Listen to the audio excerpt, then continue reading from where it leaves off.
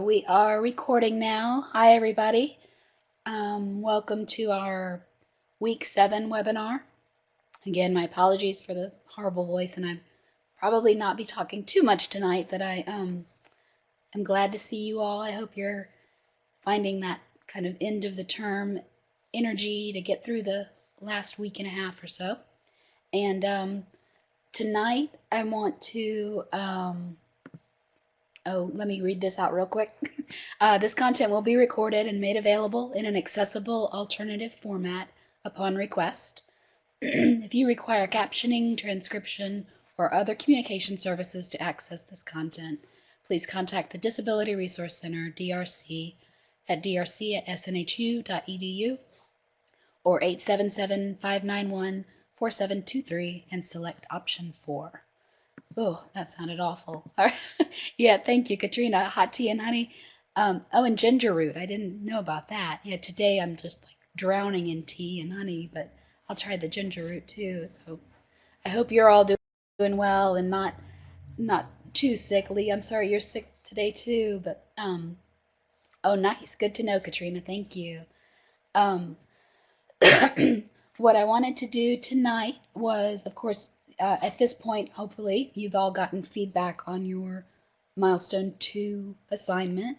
Unless, of course, you might have turned it in late, then your instructor might still be getting that feedback to you. But hopefully, everybody's got their feedback by now, and you're in the process of revising and sort of polishing things up for the final draft, or at least you're in the process of thinking about doing that as the weekend gets closer. And so I wanted to just open the floor up to any questions you might have about instructor feedback or the revision process in general, or the final paper's elements. And with that in mind, the final paper elements, I'll leave this slide up with sort of the 5 parts of the final paper just to reiterate for you what those are, because there are a couple of things that are different from the milestone 2, but for the most part it's a lot of revising and developing what you've already had for milestone 2, hopefully. So let's see, I'm going to take a look at some of the questions coming in so far. Betty, even if you didn't do so well on it, yeah, don't let it bother you too much. I know it's frustrating, but just keep in mind that it was and is a good first run for what you'll have for the final paper. So hopefully, if you didn't do as well on it as you would have liked, of course, you still got some feedback, some thorough feedback from your instructor. So you have a good idea about what you need to fix and what you need to revise. And the first piece of advice I want to share is that if you have any questions about your feedback from your instructor, whether it's confusing feedback or there wasn't enough feedback or any kind of question, do not hesitate to email your instructor directly and just say, hey, can you clarify what you mean by X, Y, or Z in their feedback? Or, I didn't get a whole lot of comments from you. I just want to make sure that means I'm good to go and that sort of thing. Because it's difficult for me or for the Writing Center or for anybody to know exactly what it was your instructor might have been looking for or might have been trying to say. So yeah, do make sure you contact your instructor directly with any questions. And then, like Katrina says too, try not to feel too bad. Don't take it too hard, because it was a draft, and the whole point of the draft is to get you that much more ready for the final version. But that's easier said than done, I know, to say don't take it personally or anything. It's always difficult to get feedback that isn't all positive especially when you've worked really hard on writing something. So, but again, try not to feel too bad about it, and just try to take it as an opportunity to use that feedback to revise and get that final paper the way it should be. So let's see. Jennifer says, my professor wants us to do a title page with our topics of study, then we only need to mention the works only. Oh, that's interesting. Yeah, I'm glad you mentioned that too, Jennifer, specifically because that's a good reminder, like I was just saying about individual instructor preferences. Sometimes it may just come down to, what an instructor is looking for, or maybe your instructor gets a feel for the class and thinks, all right, this is the best way for everybody to move forward with, as little complication or confusion as possible. So if you did get that kind of what sounds like an individualized feedback from your instructor that a lot of other courses may not be doing, then that's good to know. So I hope that can be helpful. Um, let's see. Katrina says, I thought the pictures were supposed to be at the end of the paper. Um, again, it can depend on your instructor, and I don't think there's any particular rule about where the images need to come, although, like Jennifer said, her instructor has kind of clarified where he or she wants it to be. Um, for the most part, I think instructors are fine with you as long as the images are in there where your reader can access them. A lot of students put them right at the beginning, just to get them out of the way, and so you can view them right when you get started. Other students put the whole image right there at the front, and then they might use little zoom ins and details and close ups and things like that throughout the paper, or they put them at the end. But in general, as long as they're there in the paper, you're fine. But if your instructor does say something specific to you, then just follow whatever their instruction may have been. Yeah, Ellen says, reach out to your instructor. Mine actually let me resubmit, and I ended up with a way better score. Great. I just didn't understand what they were looking for based on the prompts. She went into great detail and had me do it over. I was extremely grateful. Oh, that's good to hear. Yeah, definitely don't ever hesitate to contact your instructor. That is what they're there for. And more often than not, if you can make a good case for, saying, hey, I want to do over, I want to retry this and resubmit it for a new score, instructors are generally pretty open to that. So that's great to hear, Ellen. I'm so glad. Yeah.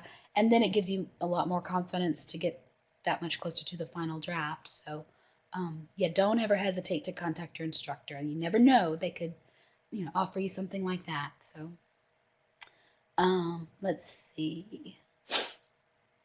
So Lee was asking about the sample paper in the learning community. Yep, that's a good, like Jennifer says, it's a good template for reference. So it can give you a good idea of structure and kind of overall organization and the general content of what needs to be for the final draft. But again, it's good that you pointed out, Jennifer, as a sample template, because it's not, you don't want to copy it verbatim, of course, and you also don't want to look at it as the perfect example of a paper. It's just sort of a guideline for you. Let's see. So Brianna, citations. Yeah, those are the fun parts. And first, I would say, Brianna, depending on how much, you might ask your instructor to clarify too, just how much, in terms of points you might have lost, had to do with citations. You might find that some of the feedback or the reminders or the places to correct citations were just that. They were just reminders, and that it wasn't really gonna destroy your overall score. A lot of times instructors will, because we're sort of in the habit of doing this when we see an MLA error or a grammar error or something like that, we're just automatically tuned in to point it out. But that doesn't mean that each time you do that, you're losing point after point. So you might check on that too to make sure, see how far off your citations are, and if they're pretty close, then don't let it worry you too much. If they are really far off and you've got some work to do, like Jennifer says, there's MLA templates. And when you go in the learning community, there in the files tab again, there's lots of links to different resources for MLA help. And then, like Ellen says, the OWL Online Writing Lab website that one's my favorite. That's the one that I find to be most user friendly as far as figuring out MLA. So that one might be a good one for you. And there's always the Writing Center too. It's Wednesday night, so you could still get your paper into the Writing Center and have time to get feedback from them. I think from what I understand, they say 48 hours guaranteed turnaround time, but they can usually get it back a little quicker than that. But of course, like at this time of the term, there's a lot of students submitting papers, so the sooner you can submit it to them, the sooner you could get the feedback. But yeah, don't forget the Writing Center because they can be another great help. And you can even email it to them and just say, please look just at the MLA, give me some feedback on that. So let's see. Betty says, where can I find more information on oil paintings from 1760 to 1830? That's a broad area, Betty, but you can, and it'll depend on what works of art specifically you're looking at. But the best place to start would be the Shapiro Library, the Southern New Hampshire's library, in their Art History Research Guide, which you can find on the, actually I think I have a link to it here. Oh, yeah, well there's the general website, but from your class page you can go to, there's a tab called Research and Writing Help, and you can click on that tab, and then there should be a section in there that'll take you right to Shapiro. And then when you're in there, you can do a search, a larger database search for different topics, larger topics and smaller topics, and narrow it down that way. So something as broad as oil paintings from 1760 to 1830 is probably going to be too broad, but you can narrow it down looking at artist names, title of the work of art, the stylistic movement, that sort of thing, to help you sort of zero in more closely on the specifics. Let's see, Howard says, just got on, what is the reflection page about? Ah, there you go. All right, so we haven't gone over the 5 steps here, but you can see that I've highlighted the reflection part. I'll just go through them real quickly together. The introduction, a lot of you may have already completed your full introduction in Milestone 2. You weren't necessarily required to do that as far as the thesis statement goes, but basically the 2 big questions to make sure you've got answered in the intro are the what and the why. So you identify your works fully, artist title, date, medium, all that information, and then you want to make sure by the end of that introductory paragraph you have given your reader sort of a clear roadmap or direction or sort of big picture statement of why you're looking at these 2 works in particular. So you don't want to just wrap up your introduction by saying, I'm going to look at Fragonard's The Swing and Paul's Soup Cans, period. You want your reader, you want to go beyond that. Your reader will think, why are we looking at those 2? Why on earth did you pick those 2 to compare and contrast? So you want to wrap up your introduction with your thesis statement, which will say sort of the reason, the big picture, the takeaway message, if you will, of your paper overall. And again, some good examples of the thesis statement you can find in the learning community under the files tab with some examples in there. There's also in there are links to the Writing Center past webinars from the Writing Center, where they also do kind of a tutorial on writing a thesis statement. Those can be helpful as well. All right, so that's your intro, and then you move right into your analysis and background of both works of art. This is something you have done for Milestone 2 already, hopefully, so you'll be doing your visual description of each work of art as well as analyzing it within its context and style. This is where you're going to start bringing in your research. You're looking objectively at the 2 works of art to discuss how they fit into their particular stylistic movements, how they reflect their style. So section 2 here is not limited to just 1 paragraph. You can have multiple paragraphs in there, so that's just the second step. And then once you've fully described and analyzed each work one at a time, then you move into your comparison and contrast section. And you're going to compare them and contrast them in as many ways as you can to really develop that a good look at them side by side. So not just visually speaking or just commenting on that they're both sculptures or one's a painting and one's a sculpture, that kind of thing, not just the surface level, but you're going to get down into those contextual points of similarity and difference, the style differences between the two. And again, this could and should be multiple paragraphs. Then the reflection. So this is the part that's the major difference from milestone 2 to the final paper. If you look on your assignment guidelines and grading rubric for the final paper, you'll see the breakdown of these sections again in there, and it gives you a specific description of what we're looking for with the reflection.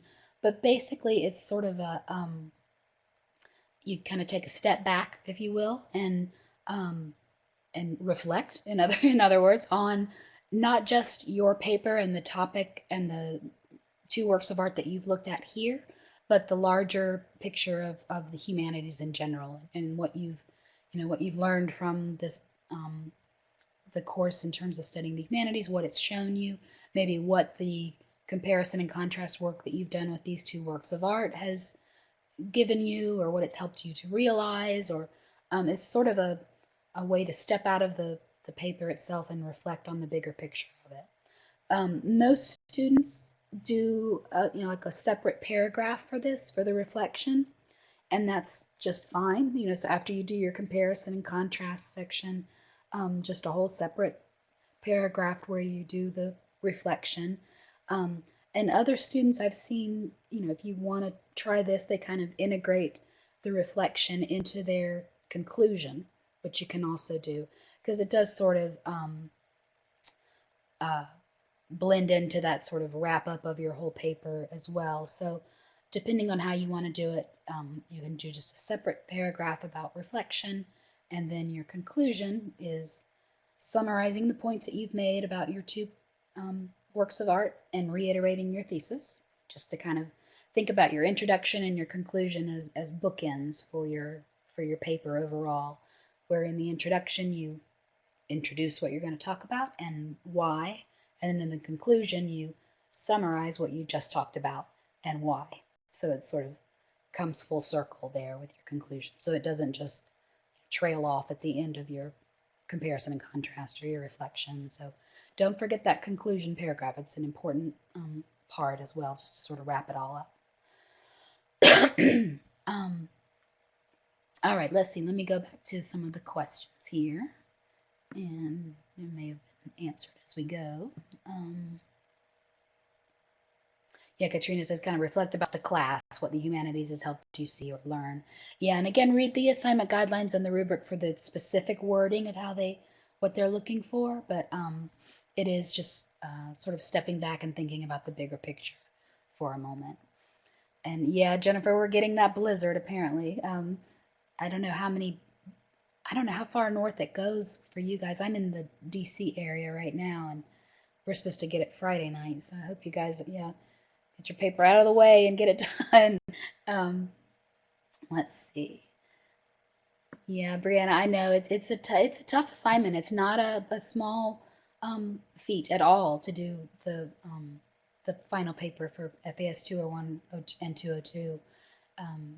But hopefully the milestones help you to at least make it manageable and digestible from one part of the term to the next. And yeah, milestone 1 alone can be, like Lee says, a full-blown panic attack. Because it comes so early in the term. It's like, okay, now what do you get your final paper about? And present it, propose it now. And so it can catch you off guard in week 3, and then suddenly in week 5 you have your draft to do. But and then even more panicky if you find that your milestone 2 needs a lot of work. But again, don't let it rattle you too much, and don't hesitate to contact your instructor and ask for help. You can even, I can't guarantee how much time your instructor would have for this, but I'm always open to and happy to review a student's draft if they want to email it to me. I may not be able to do it in great detail this close to the final deadline for it, but it can't hurt to email anything to your instructor to ask for some additional help and feedback. That's what they're there for. So, Brianna says it's first time doing a thesis, and no, it won't be your last. Yeah, there you go. And actually, it's kind of a nice thesis for, um, your first thesis experiment or experience, because it's not so much like you're writing a thesis for an argument. You're not really making a claim and supporting it with, supporting evidence and details to make an argument for or against something. Your thesis for this paper is basically just, why I'm comparing these two and kind of what we're going to discover by comparing them side by side. So in some ways, it's a little easier than your traditional thesis. But again, I know saying that doesn't help necessarily. It's still tough. So.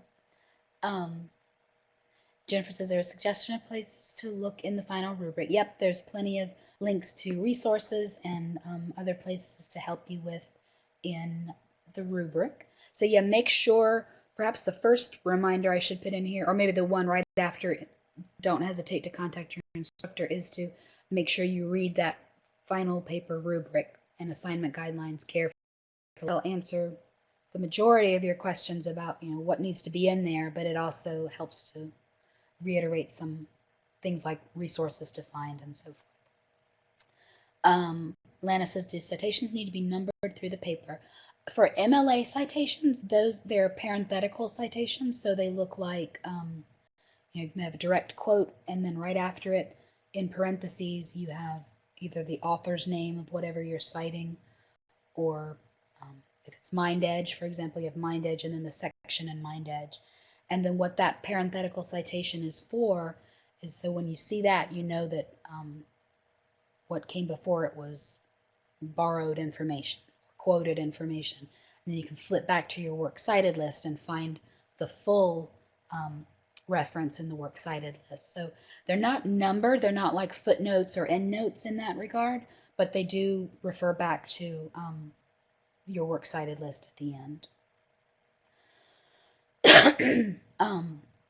Lee says, can the thesis statement be simply a single sentence explaining why you're comparing these two? Of course, this is after identifying both works.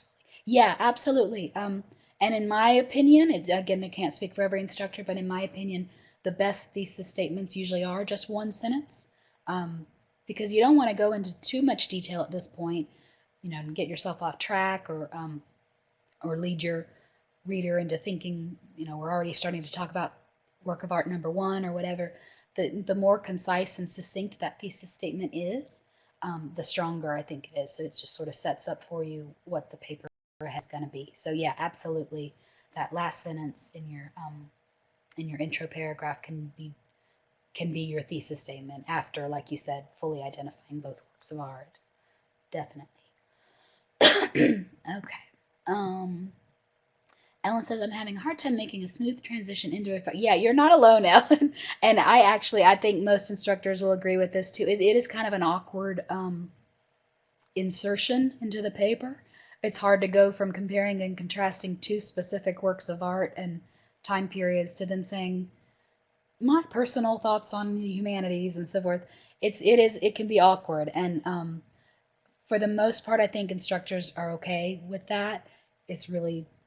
It's kind of an odd, we've only started doing this reflection part for maybe the last 2 or 3 terms, and when they decided they wanted the humanities courses to have it in there, I thought, well, it's kind of odd.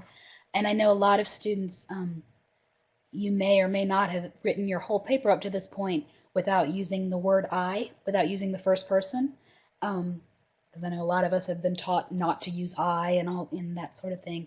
And so then all of a sudden you're shifting gears and you're supposed to talk about my feelings and my reflection. So don't worry. You may, if you want to email your instructor and just say, hey, I've got my reflection in here, but it just kind of doesn't really roll into it very smoothly. Just give them a heads up so they'll understand. But again, I don't want to speak for other instructors, but I think we all know it is kind of an awkward transition to make anyway.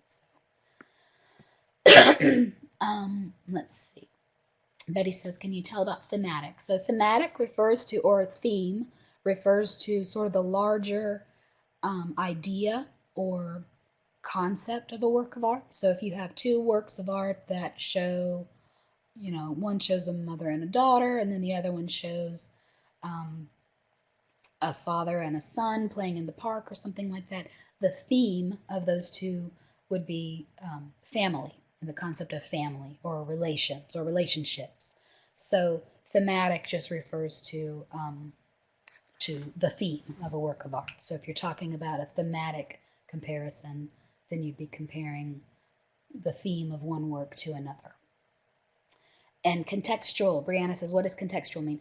If you think about the context is sort of the where, the surrounding environment of something. So you take a painting that's hanging on the wall in a museum, and if you're going to put it in context, you're basically putting it into the place and the time and the setting in which it was created.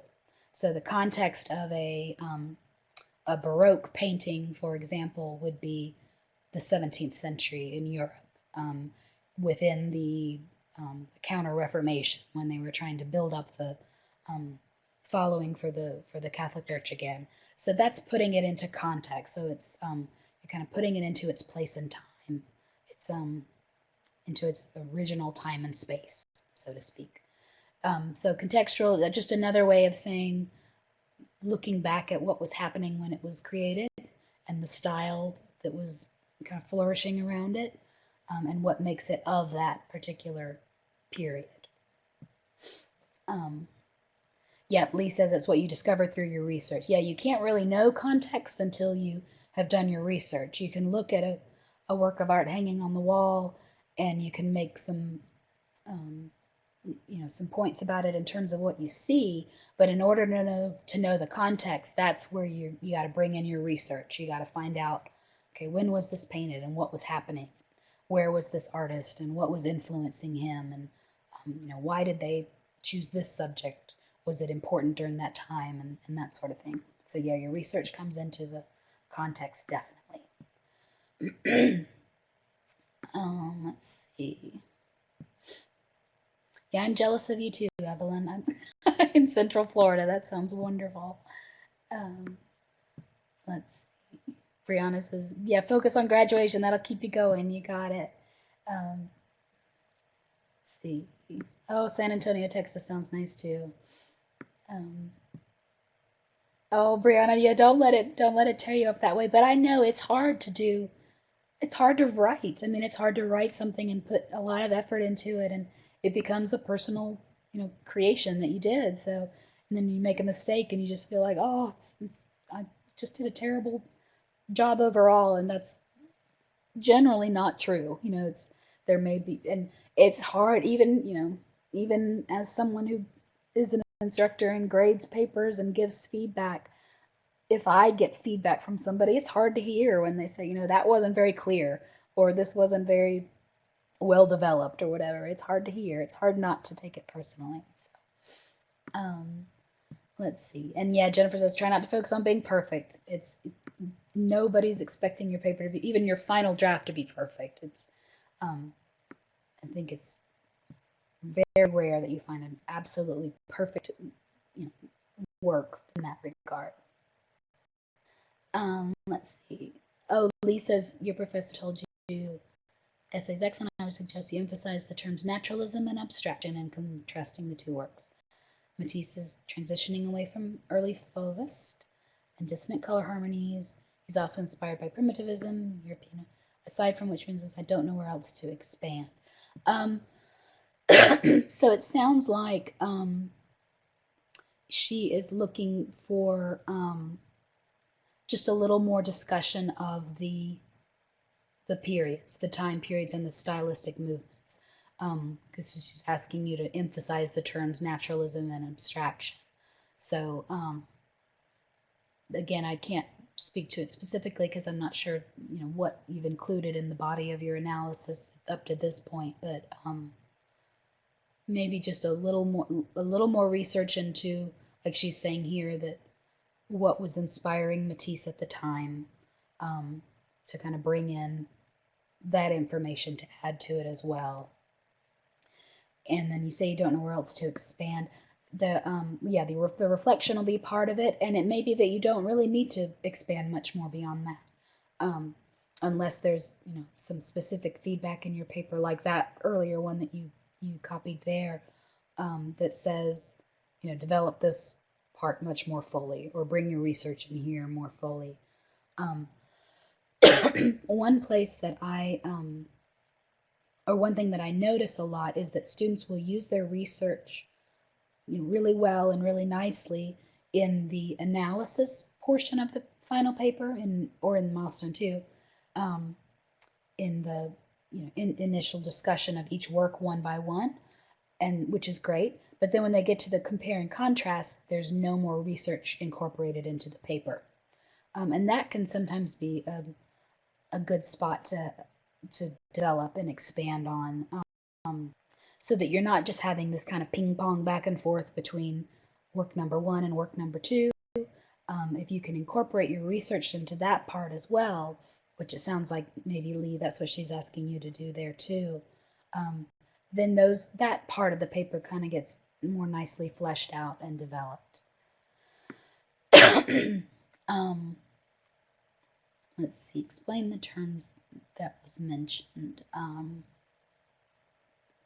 sorry, Brianna, I think that was a comment in there that I'm not sure what it's referring to, but Jennifer says, I'm going to have an issue with reflection because I'm not a reflective type. But yeah, it is. It's an awkward little paragraph in there. But again, try not to stress about it too much, but do make sure it's in there. Do make sure you include it.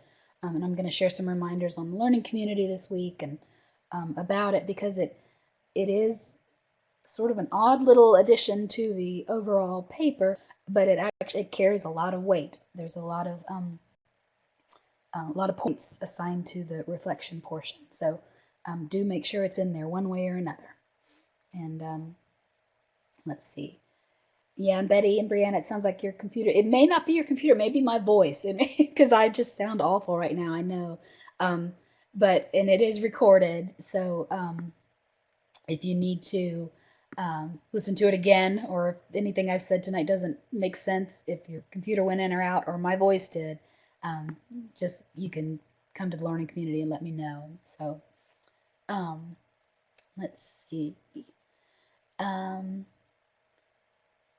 Any other questions? So Lee, yeah, Lee, you can send me your paper if you want to, and I can give you. I may not be able to give you a lot of detailed feedback at this point, but I would certainly be happy to give you some, give it a look and see if there is a section where I think something needs to be developed. So you're saying I think I did that exact thing with my comparison, that you didn't bring in your research, Lee? Is that what you were saying? And I know a lot of students do that. The research is good and strong, and it's all there at the very beginning of the paper. Yeah, and then when you get to the comparison and contrast, you're kind of like, all right, I got my citations in there. I've referenced my 4 sources, and sometimes just bringing your research in there to the comparison contrast part solves all those problems of what needs to be developed more. So that might be a good place to start as well. So while I'm thinking about it, I'm going to put the attendance form back up here again. So if anybody needs to log out early, what I would love it if you can click on the link and fill out the attendance tonight. Of course, you're not required to or required to attend, but even more than just finding out who's been attending the webinars, there's some area in there for feedback, where you can say, what's worked well for you with the webinars, what you'd like to see done differently, and so forth. So yeah, attendance, it's not really attendance, it's more like, well, you'll see when you go to it. If you click on the link, it's just a Google form where it asks for who you are, what class you're in, how you found out about the webinars and that sort of thing. Are you watching it live or recorded? And then we want your feedback on the webinars in general. But other than that, we're not logging your attendance or tracking your attendance or anything like that. It's more for our knowledge and understanding of how the webinars might be helping you guys. So let's see. Betty says basically it is about the history and what is the paintings. Yeah, you're looking at the basic idea with the paper overall is that you're looking at these 2 works of art individually, but also how they fit into their time period and how they fit into their history. and comparing and contrasting them that way. Ellen says, can we just cite our MindEdge in the comparison paragraph? Sure.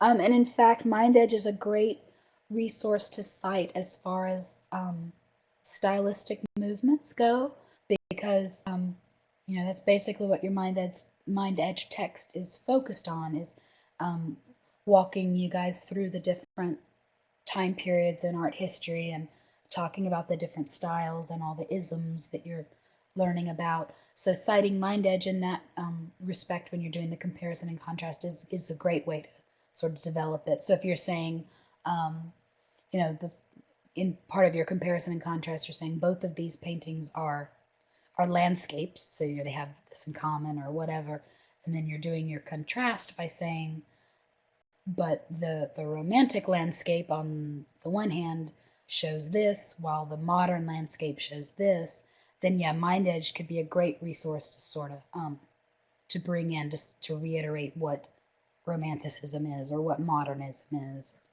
or whatever your styles might be. Jennifer says, no, I meant the list. I think I'm losing the thread here of what we're asking for. Let's see. Katrina says, was this on here before? Yeah, the link that I put up at the very beginning was the same attendance link. I just thought I'd put it up again now, and I'll do it again at the very end of the webinar, just so we can get some feedback from you guys. Lee says, what's with next week's study days? It says, turn in the final by the following Tuesday. I thought it was just, yeah, the final paper, the final draft is due by Sunday, due by this Sunday night. It's due by the end of Module 7.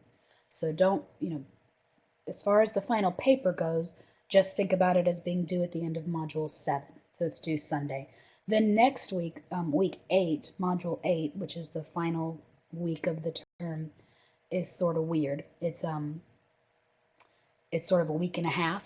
Instead of having it wrap up next Sunday night, you get a couple of extra days towards the end of next week in Module 8 to catch up on assignments. It's also a time for instructors to grade late assignments. If a student has missed, a lot of assignments, they can still get those in that last week.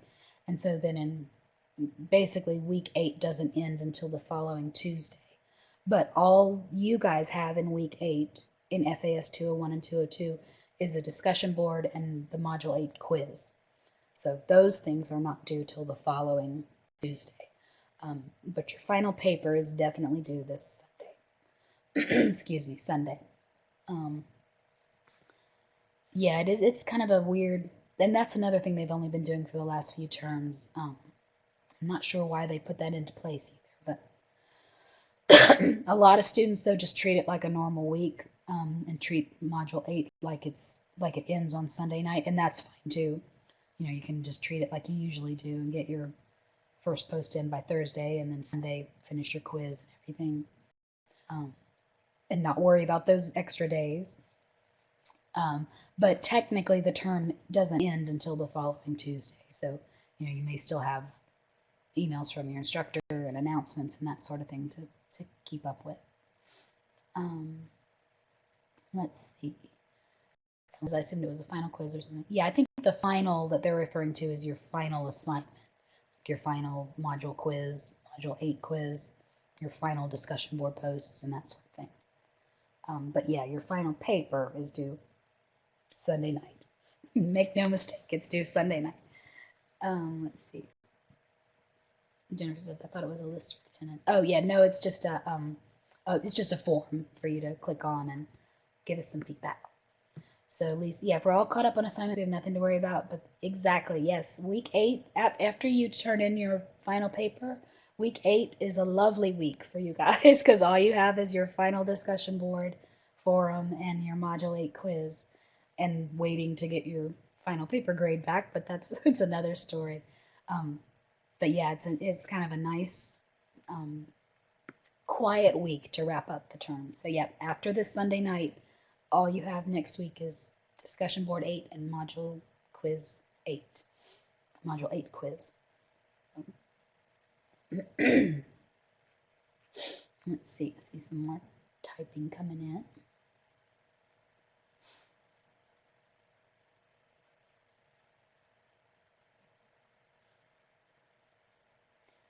Okay, Solana says, can't wait till the end of next week to reward myself with a bacon mushroom burger.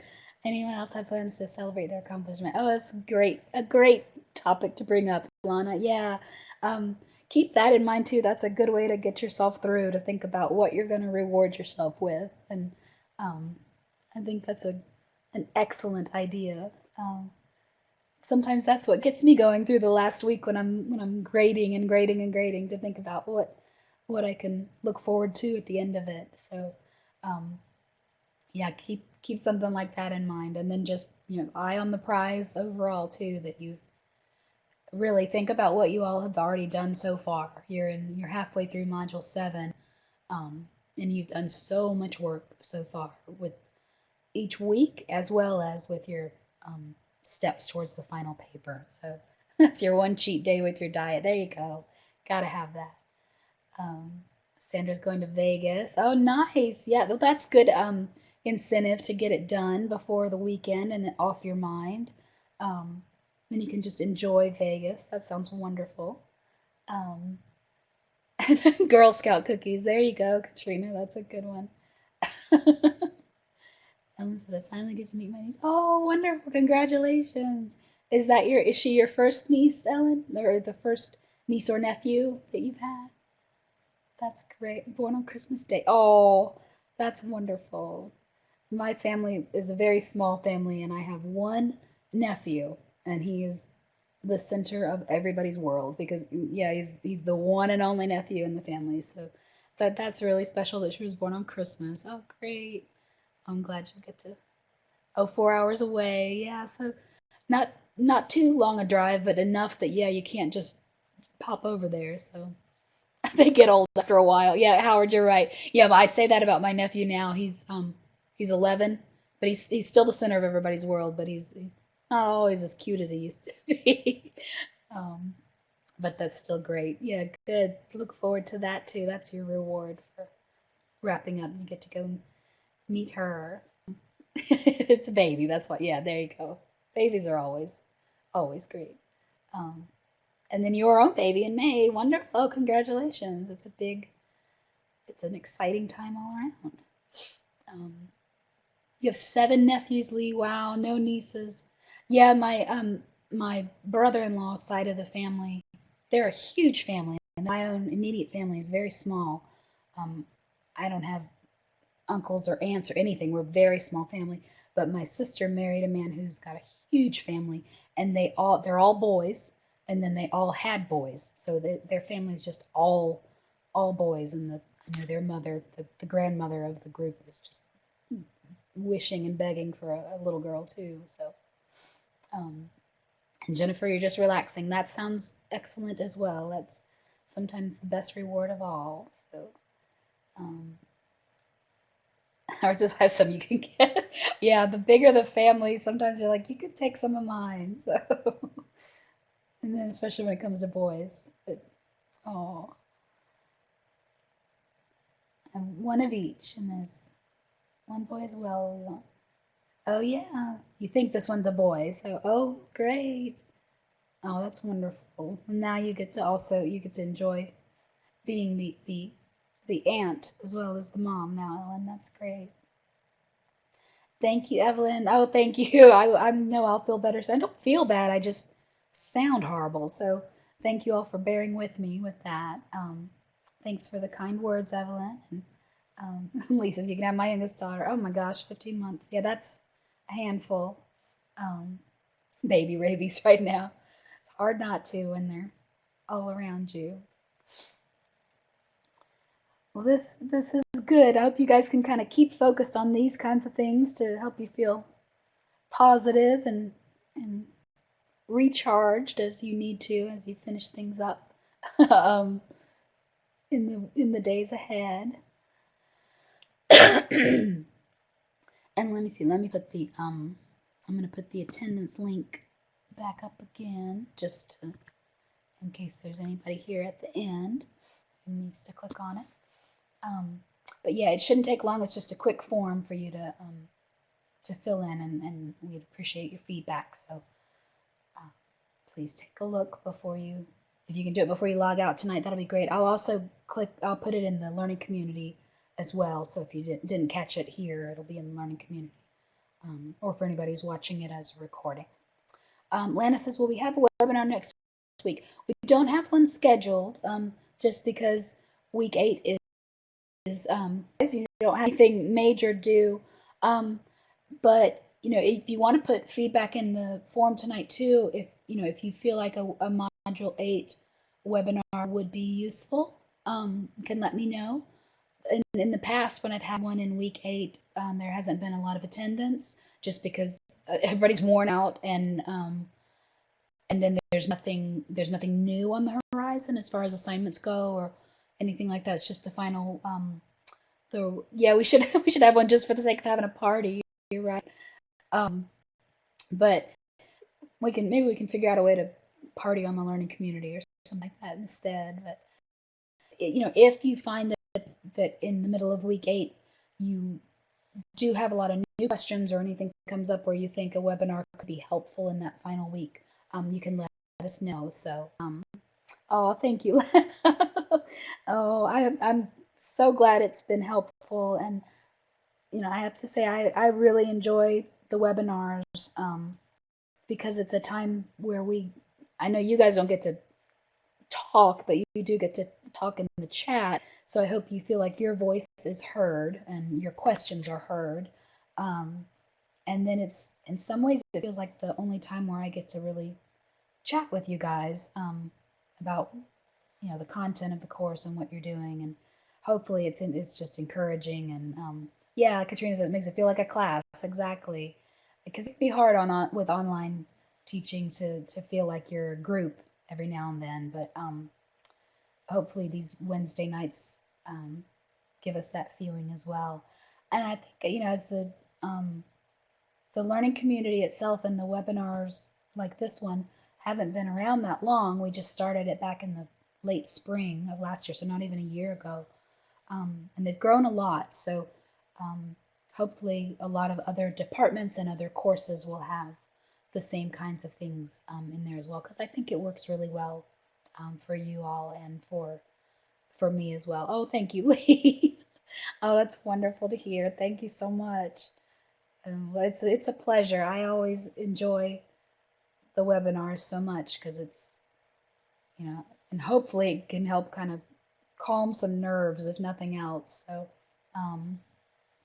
and then hopefully also some help as well, and support. So, but you guys are wonderful too, and I appreciate all your hard work, and I hope you do make sure that you take some time after you submit that final draft this weekend to celebrate and to reward yourselves. And oh, thank you, Ellen. Sometimes it's just good to hear a voice with explanations to explain things, because there's, otherwise you've got reading and text, and sometimes it's just good to hear an actual voice, and you think, oh, now it makes sense. But that's good to hear. Thank you. All right. Well, yeah, text can be interpreted in the wrong way. Absolutely. I know it's so much easier for me to say what I'm talking about than to write it. So yeah, having a voice actually helps a lot, even if it's the honking voice I have tonight. So I'm sorry that our last webinar sounds like this, but again, thank you all for all your hard work and for your great questions and for all the support that you give each other. What I really like too about the learning community and these webinars is that you guys can answer each other, and I hope that helps you feel helpful and supportive to each other as well. And often, from a student perspective, it can be even more helpful than what I might be able to share, because on your end of things, you can tell another student, this really helped me out, but this resource wasn't all that helpful. So it's great to get the support that you guys can give one another as well.